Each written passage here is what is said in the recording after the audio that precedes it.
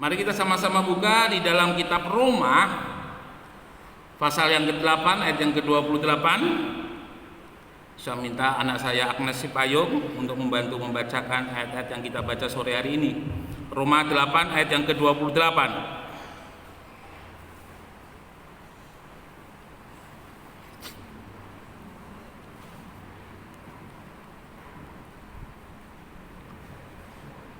Roma 8 ayat yang ke-28. Demikian bunyi firman Tuhan. Kita tahu sekarang bahwa Allah turut bekerja dalam segala sesuatu untuk mendatangkan kebaikan bagi mereka yang mengasihi Dia, yaitu bagi mereka yang terpanggil sesuai dengan rencana Allah. Ya. Dalam terjemahan bahasa Indonesia masa kini di sana dikatakan, kita tahu bahwa Allah mengatur segala hal sehingga menghasilkan yang baik untuk orang-orang yang mengasihi Dia dan yang dipanggilnya sesuai dengan rencananya. Nah, Bapak Ibu Saudara sekalian yang dikasihi oleh Tuhan Yesus Kristus, di dalam kehidupan kita sebagai manusia, apa yang ada pada diri kita ini tidak ada yang mempunyai kelebihan yang luar biasa. Artinya segala sesuatu yang ada pada kita selalu memiliki kelemahan, ada kekurangan, ada keterbatasan sesuai dengan keberadaan kita sebagai manusia. Di dalam kehidupan kita ini tidak ada seorang pun di antara kita yang menginginkan kegagalan. Setiap hidup kita menginginkan sebuah keberhasilan dalam hidup ini. Ya.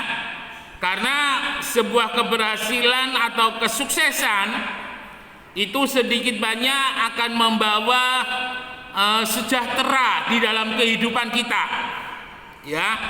Mungkin rumah yang cukup bagus untuk ditempati, lalu kendaraan yang cukup bagus untuk dinaiki, dan juga kebutuhan-kebutuhan yang lain yang bisa kita dapatkan karena kita menerima yang namanya sejahtera itu. Di dalam membangun kehidupannya, setiap kehidupan kita selalu ada satu istilah ora et labora, bekerja dan berdoa, usaha. Dalam kehidupan kita sebagai manusia, ketika kita hidup dalam dunia ini, segala sesuatu yang ingin kita dapatkan maka kita harus berusaha. Ya. Mengapa orang tua kita menyekolahkan kita mulai dari SD, SMP, SMA sampai dengan perguruan tinggi, supaya kita punya bekal.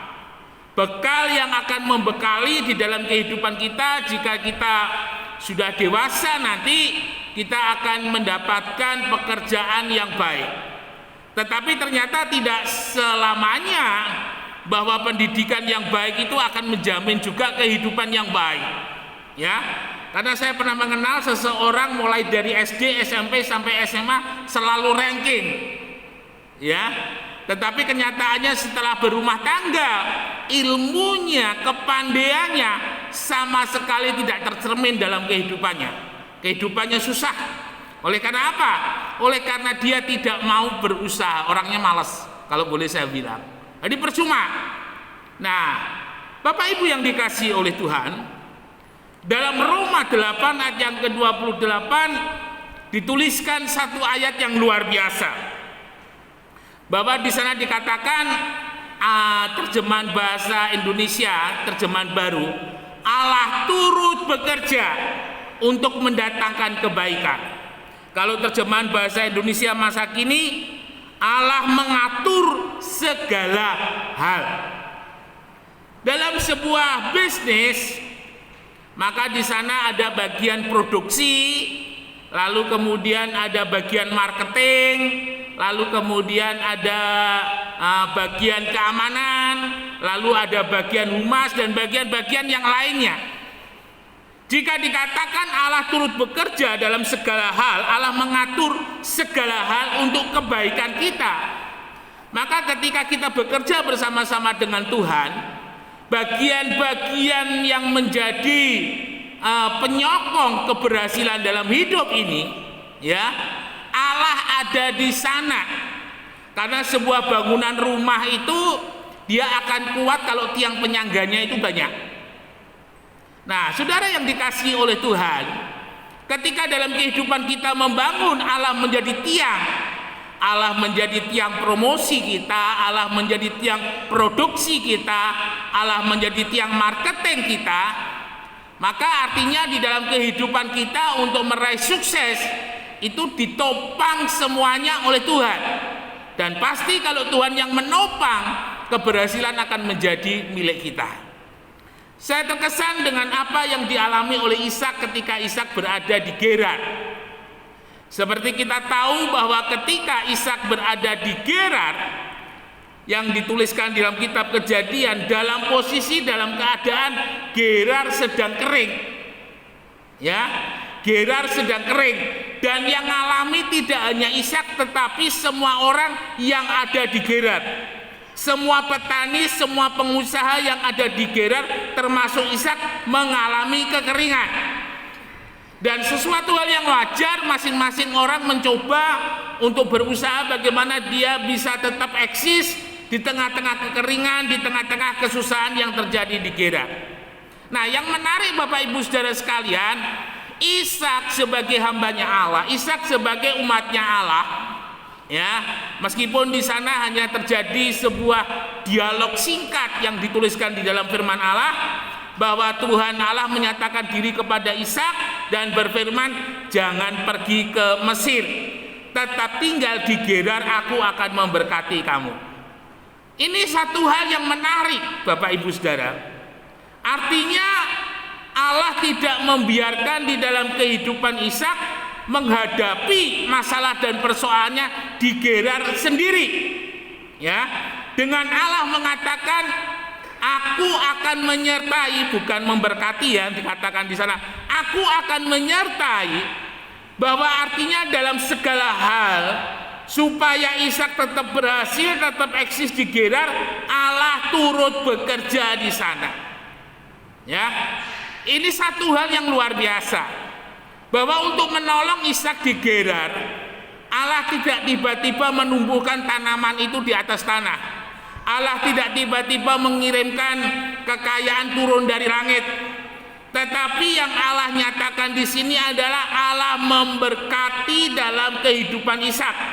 Allah mengatur segala hal yang dilakukan oleh Ishak sebagai seorang petani. Apa yang dilakukan oleh Ishak supaya boleh menabur, maka Ishak harus menuai. Nah, di sini Allah turut bekerja, Allah mengatur segala hal dimulai dari sini. Mulai pada saat Ishak menabur. Ya, Ishak menabur.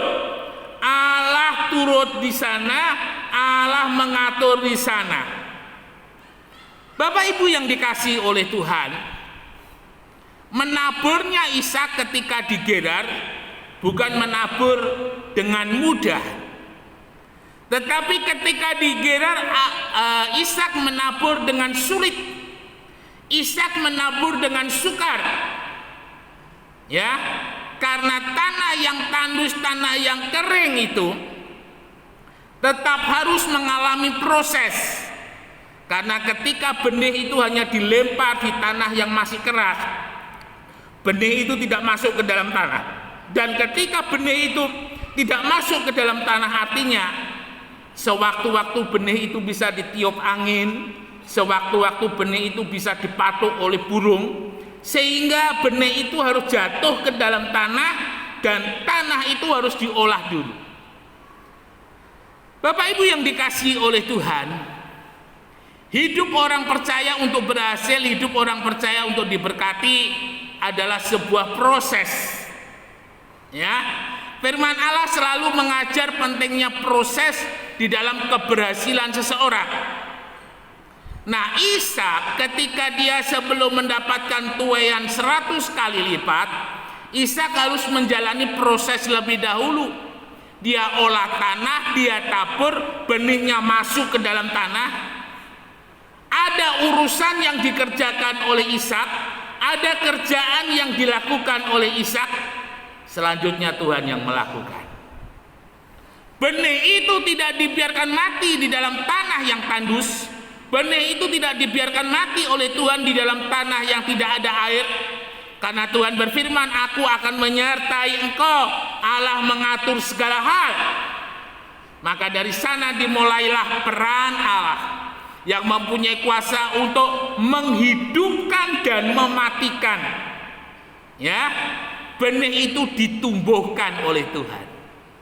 Bapak Ibu Saudara yang dikasihi oleh Tuhan, ini sesuatu yang luar biasa. Benih bisa tumbuh di tanah yang tandus, di tanah yang keras, di tanah yang tidak ada air. Karena kita harus selalu percaya sebagai orang beriman, bagi Tuhan tidak ada yang mustahil. Bagi orang percaya juga tidak ada yang mustahil. Ini harus menjadi keyakinan kita senantiasa di dalam hidup ini. Ya, saya ingat ketika hari-hari ketika saya memulai kuliah di STAS, ada banyak teman mereka selalu mendambakan menjadi singer. Ya, pelayanannya menjadi singer, wah luar biasa. Tapi ketika saya diberitahu, Mas Yunias bisa bantu apa? Angkat kopernya Om Ishak. Bagi sebagian teman-teman saya kok tugas kok ngangkat koper. Tapi itu adalah sebuah proses. Karena bagi saya koper yang saya angkat bukan sembarang orang, ya. Itu milik kopernya Om Ishak. Kalau bagi orang GPPS, wah, beliaunya adalah seseorang yang sangat mempunyai karisma. Dengan kata lain, saya hanya mempunyai keyakinan kalau hari ini kopernya yang saya angkat, suatu saat urapannya yang saya dapat. Seperti itu sederhana pemikiran saya. Saya selalu menjalani, berusaha apapun yang terjadi dalam hidup ini selalu berpikir positif. Bapak Ibu Saudara sekalian yang dikasihi oleh Tuhan, ketika Ishak mulai menabur, mulai mengolah tanah dan mulai menabur di tanah kering, saya yakin tetangga kanan kiri muka belakangnya Ishak pasti menertawakan Ishak. Ya, mereka pasti mencemooh Ishak, loh, ini bukan waktunya musim tanam. Tidak ada air, tidak ada hujan, bagaimana kamu bisa bibit itu tumbuh? Tapi yang dipegang oleh Ishak adalah Allah menyertai, Allah memberkati. Nah, dalam kehidupan kita sebagai orang percaya, ketika kita sedang menjalani proses, ya, mungkin awal-awal kita mulai berbisnis, mulai berusaha, home industry buat roti, home industry buat makanan, home industry buat mungkin ayam geprek gitu kira-kira. Kita harus mempunyai keyakinan bahwa Allah memberkati, bahwa Allah turut bekerja, bahwa Allah ada di dalam segala hal yang kita lakukan. Keyakinan ini akan mendasari kita tetap semangat, ya, bekerja dengan keras, bekerja dengan baik, bahwa upah persekutuan kita dengan Tuhan tidak akan sia-sia. Orang yang bekerja dengan iman dan orang yang tidak bekerja dengan iman beda. Orang yang tidak bekerja dengan iman, kalau hari ini tidak laku, hari ini gagal, besok nggak jualan. Tapi orang yang percaya kepada Tuhan, hari ini mungkin gagal, dia percaya hari esok Tuhan akan berkati. Dan pantang menyerah dan percaya Tuhan ada beserta di dalam kehidupannya. Yakinlah, ada satu titik apa yang saudara kerjakan hari ini akan berlipat ganda, diberkati oleh Tuhan, beri kemuliaan bagi nama Tuhan. Ini menjadi kekuatan di dalam kehidupan kita.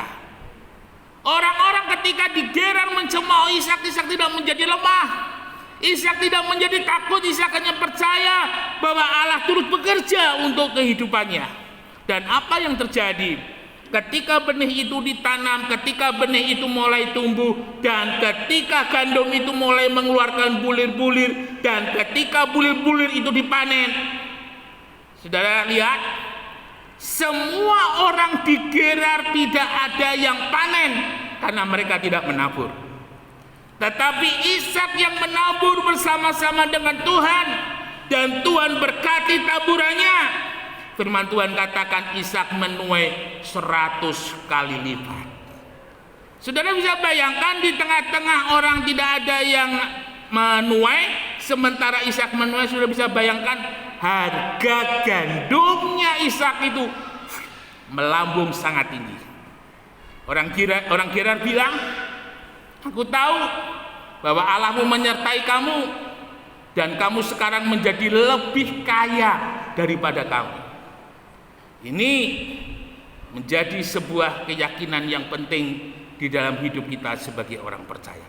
Lalu kemudian, Bapak Ibu Saudara, ada hal-hal yang harus kita perhatikan bagaimana Allah bisa turut bekerja dalam hidup ini, Allah melakukan segala hal dalam hidup ini.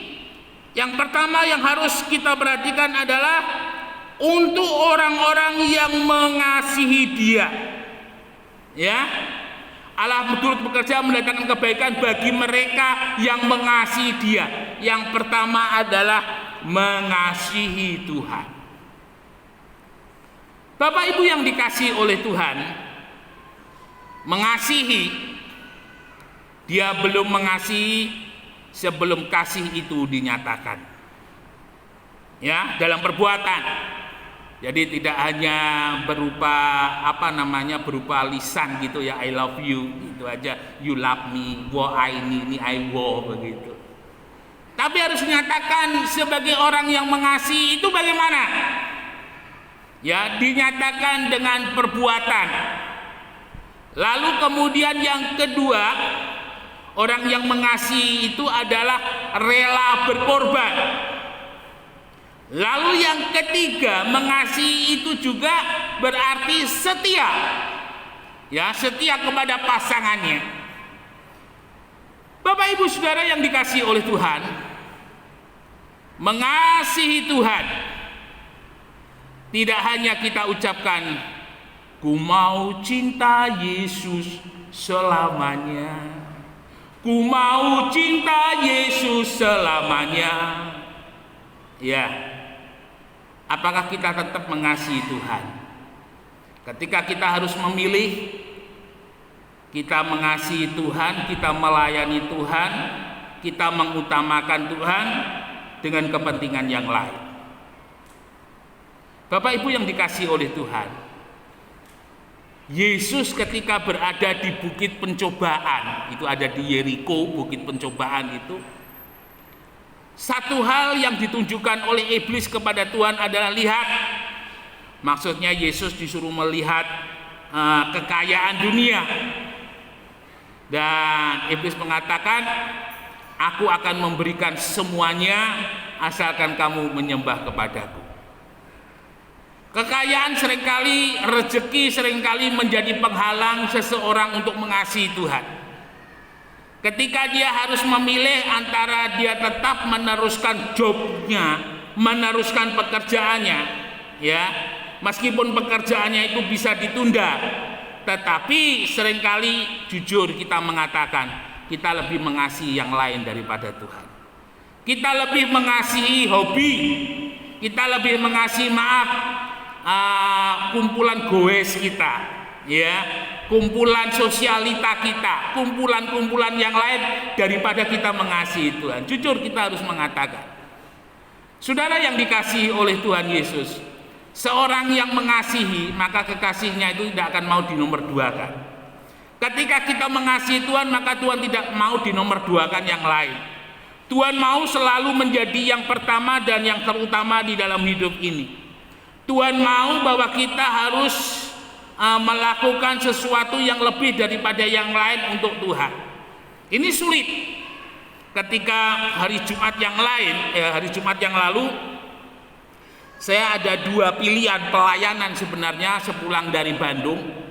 Yang pertama doa ucapan syukur di rumah Yudis ini sebagai jemaat. Lalu yang satu saya dimintai tolong berdoa untuk seorang pengusaha. Ya. Kalau bagi seorang hamba Tuhan kira-kira PK-nya gede. Ya. Bapak Ibu yang dikasihi oleh Tuhan, ketika saya melihat, saya bilang saya tidak bisa karena saya jam 6 saya harus melayani di rumah daripada saudara Yudis. Hati saya tenang, saudara. Mungkin pada saat itu saya bisa mendapatkan kesempatan mendapatkan nilai materi yang besar. Ya, karena beberapa waktu sebelumnya saya juga pernah dimintai tolong untuk berdoa, tetapi hari itu saya tidak melakukannya. Saya lebih memilih mengutamakan yang Tuhan percayakan kepada saya. Dan itu membuat damai sejahtera yang luar biasa dalam hidup ini. Kita mau coba belajar mengasihi Tuhan tidak hanya dengan perkataan tetapi dengan perbuatan.